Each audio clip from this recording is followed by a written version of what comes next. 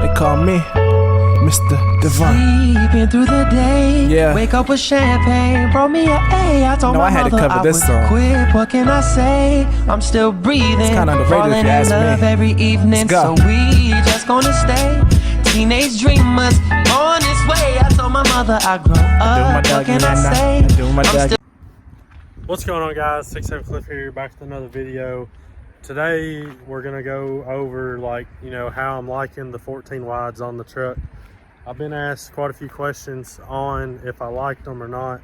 So if you all remember, I did have 14 wides on my 2018 Silverado, and I'll go ahead and throw a picture up right in here and show you all that. So the silver truck, I had 22 by 14s on a 33 1450 Fury MT. Love the setup. That's why I wanted to get this setup back on the truck. So I've missed that silver truck a lot and I really regret getting rid of it. But now that I've got this setup on the truck, I mean, I love this thing. Like, I don't see myself ever getting rid of it for a long time. So some pros about the 14 wides, you know, I mean, I love them.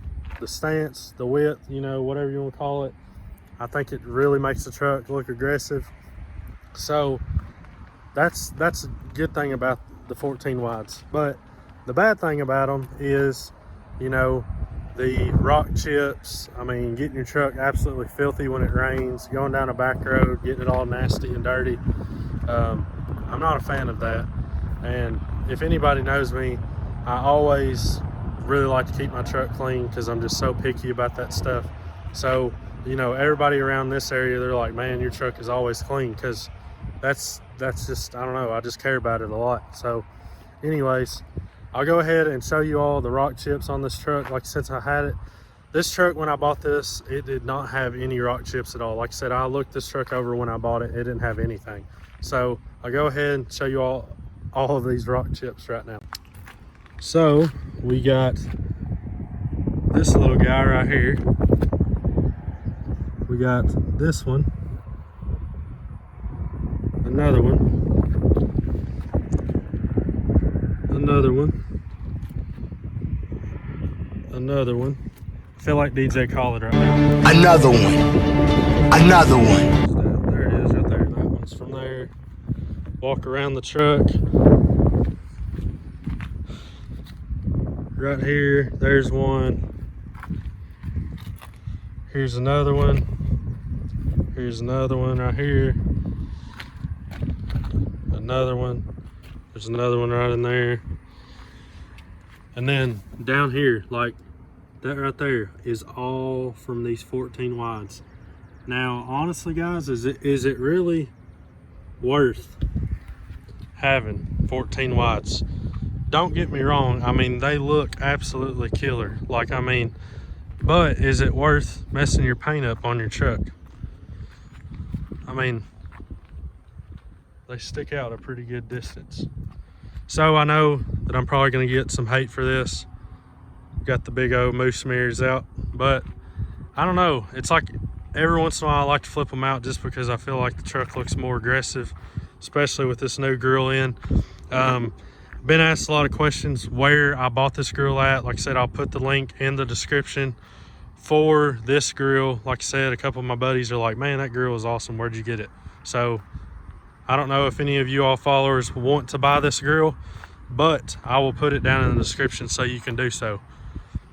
But also, another thing, this is besides the point of 14 wides, everybody has been aggravating me when I'm gonna get this spot filled. So I've not made my decision on whether I want to go with the factory housings or do I want to do the cubes. So you all let me know what I should do and what would look best. And also, I've kind of thought about removing the tow hooks on both sides, of course, and putting the light bar, the curved, I think it's like a what, 32 inch maybe, behind this right here. I'm kind of a fan of it, but everybody does it and I like to be different. So more than likely won't do that. But another thing is, need to get a bed cover on this whole thing. So, like I said, it's just a work in progress. We're doing a little bit here and there. So, also let me know if you all think I should color match this thing. I've kind of been on edge about it. What I'm wanting to do is paint this red. My buddy was telling me to paint this outer piece red, but then leave the chrome in the middle.